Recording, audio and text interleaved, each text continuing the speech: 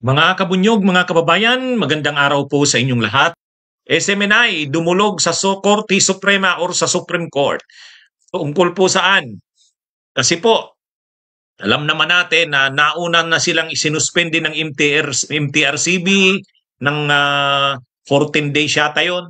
Tapos sinuspende na naman ng NTC ng 30 days. Nung natapos na yung 30 days, inextend na naman, indefinite. Indefinite na period ng cease and desist order. Kaya hinihiling nila sa Korte Suprema na mag-issue ng temporary restraining order. Yes, aga, dumulog nga kanina sa Korte Suprema ang mga anchor at mga reporter ng Sunshine Media Network International o SMNI. Ito ay sa pangunguna ni dating presidential spokesman Attorney Harry Roque na isa sa mga anchor ng broadcast company.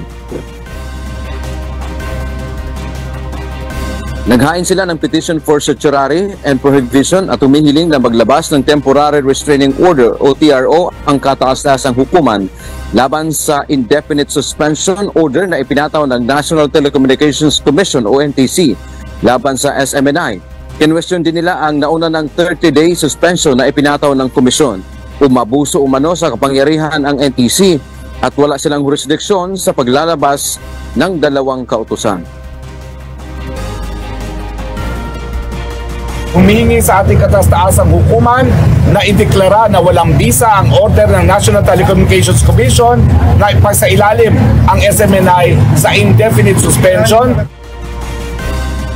Anila malinaw na paglabag ito sa kanilang karapatan sa malayang pananalita at pamamahayag. Ayon sa SMNI reporters and anchors, umaasa sila na mapagbibigyan ng korte ang kanilang hiling dahil ang kanilang suspensyon ay nakakaapekto sa kanilang hanapbuhay. Ihinto muna itong indefinite suspension sa aming himpilan, sa aming network. Kami po ay apektado rin. Hindi lamang kami na mga empleyado, bagkus pati na rin yung mga pamilyang binubuhay namin. Aga, naniniwala nga itong mga anchor at saka reporter ng SMNI kaya sila ginawa ng ganito ng pamahalaan ay doon sa kanilang ginawang mga ipinaglalaban na kung saan ay kanilang kinontra itong mga makakaliwang grupo. Sa ngayon aga, bukod dito sa kanilang inihain na petisyon dito sa Korte Suprema, ay dalawa pang bukod na kaso itong SMNI dyan mismo sa National Telecommunications Commission NTC.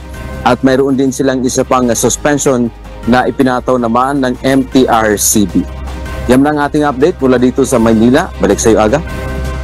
SMNI dumulog sa SC o sa Korte Suprema. Anong ibig sabihin nating dumulog? Lumapit. Pumunta na po sa Korte Suprema o sa Supreme Court ang mga empleyado at officials ng SMNI sa pangunguna ni Harry Roque. Bakit sila pumunta ng Korte Suprema? Ito po ay matapos na yung suspension na ipinataw sa dalawang programa ng SMNI na dapat sanay 14 days. At yung suspension, preventive suspension, na ipinataw naman ng NTC sa SMNI na dapat sanay 30 days lang, ay na-extend pa indefinitely. Nag-issue ang National Telecommunications Commission ng cease and desist order. Inisyuhan ng CDO o cease and desist order ang SMNI. Ang nasabing CDO o cease and desist order ay indefinite. Ibig sabihin, walang period kung hanggang kailan. Ang sabi sa cease and desist order ng NTC sa SMNI, hanggat hindi nito kino-comply ang order ng NTC. O yan. Malinaw naman kasi ang Malinaw naman kasi ang order ng NTC. Alam nyo, may kasalanan din kasi dito ang SMNI. Yung preventive suspension nila 30 days lang eh. Kung sinunod nila yung order na nakalagay sa preventive suspension, hindi na sana yan magkakaroon ng cease and desist order na indefinite. Ano ba kasi ang nakalagay doon sa order kalakip ng preventive suspension na 30 days? Nakalagay doon ganito. Natanggap na ng National Telecommunications Commission yung hearing, yung resulta ng hearing ng Kamara. Kasi nag-hearing ang Kamara eh. Ang recommendation ng Kamara o House of Representatives isuspend ng NTC. Pero yun, recommendation lang yon. Hindi naman binding sa NTC yon.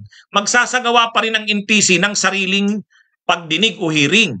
Ngayon, ang ginawa ng NTC, nag-schedule ang NTC ng sarili nitong pagdinig, January 4. Pero pending sa hearing, habang hindi pa nagaganap ang hearing at habang iniimbestigahan pa ng NTC ang SMNI, preventively suspended muna ito ng 30 days. Yan yung sinasabing preventive suspension. Kaya yung preventive suspension, talagang lang yun ang purpose nun na samantalang dinidinig pa ang kaso ng SMNI. Pansamantala, suspendido muna ito ng 30 days. So ang gawin ng SMNI, umattend ito sa hearing na naka-schedule noong January 4, magdala ito ng answer. Sir, ano ba yung answer? Answer o show cause. Kasi may show cause order ang NTC. Ipaliwanag ng SMNI bakit sila hindi sususpindihin ng mas mahaba pa. Ang problema ng SMNI, may mga abogado din naman sila, ang final nila hindi answer. Ang mali ng SMNI, hindi nila kinumply yung order ng NTC. Instead, ang ginawa ng mga lawyer ng SMNI, nag-file ng motion for bill of particulars. Ang problema po mga kabunyog, mga kababayan, kaming mga abogado, alam namin yung mga sinasabing prohibited pleadings. Halimbawa, sa DOJ, pag mayroon diyang preliminary investigation, napakalinaw ng rule dyan. Hindi ka pwedeng mag-file ng motion to dismiss. Prohibited pleading yan.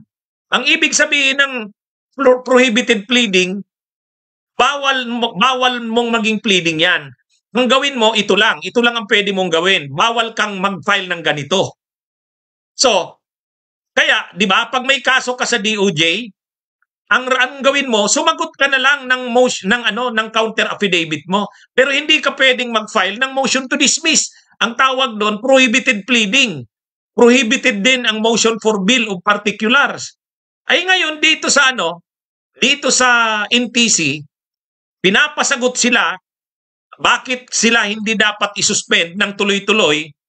Ang ginawa ni Tolentino, saka ni Rolex, tama ka Jonathan Dionisio, nag-file ng motion for bill of particulars. Prohibited pleading yun. Bakit kasi hindi na lang nila sinagot? Diba? Bakit kasi hindi na lang nila sinagot? So dahil hindi sumagot ang SMNI, instead nag-file ng prohibited pleading na motion for bill of particular, ang ginawa ng SMNI ay ng NTC, pagtapos ng 30 days na preventive suspension, in-extend indefinitely. So yun yung Kaya ngayon, indefinite na ang kanilang cease and desist order. Until na hindi sila nagko-comply. Ano ba ang dapat nilang i-comply? Sagutin nila yung hinihingi ng NTC. Ganun lang yung simple. So ngayon, sabi ni Jonathan Dionisio, bias daw kasi ang NTC. May hearing nga January 4 eh. Hindi naman sila umattend ng hearing para mag-submit ng kanilang sagot eh. Di ba? Paano mo masasabing bias? May hearing nga January 4.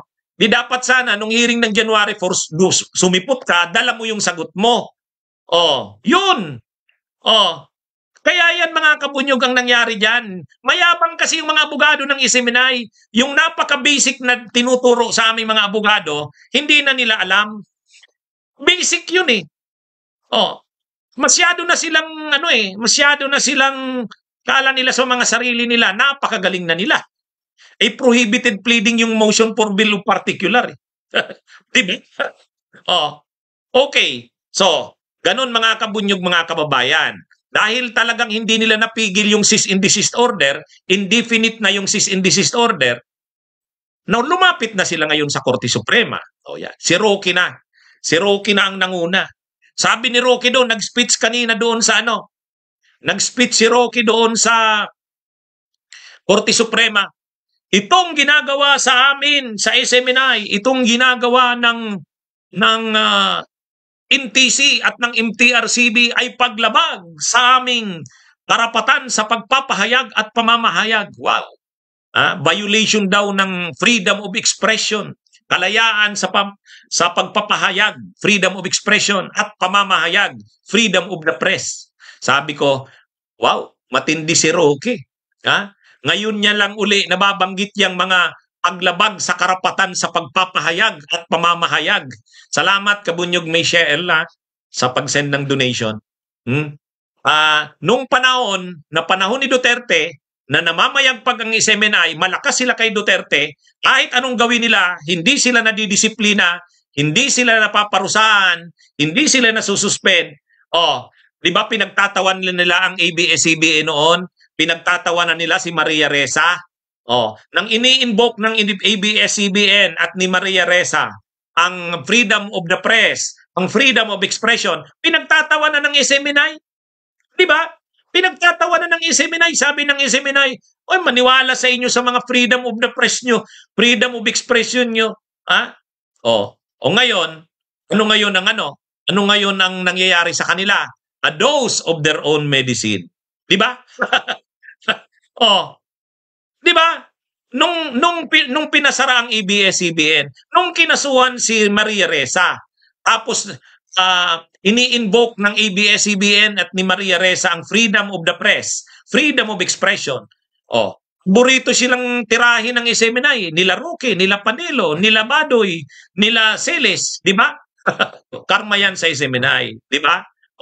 Kaya ang nararanasan ngayon, a dose of their own medicine. Yan ang totoo. Weather lang kasi, walang forever eh. Wala na sila ngayon sa kapangyarihan eh. Hindi na ito panahon ni Digong. Hindi na ito panahon ni Digong. Mga kabunyog, mga kababayan, nagbumirang sa kanila. Hindi lahat ng panahon kanila. Okay, sige mga kabunyog. Sige po, magandang araw sa inyong lahat. Mabuhay po tayo. Bunyog, halikan na kasama ka.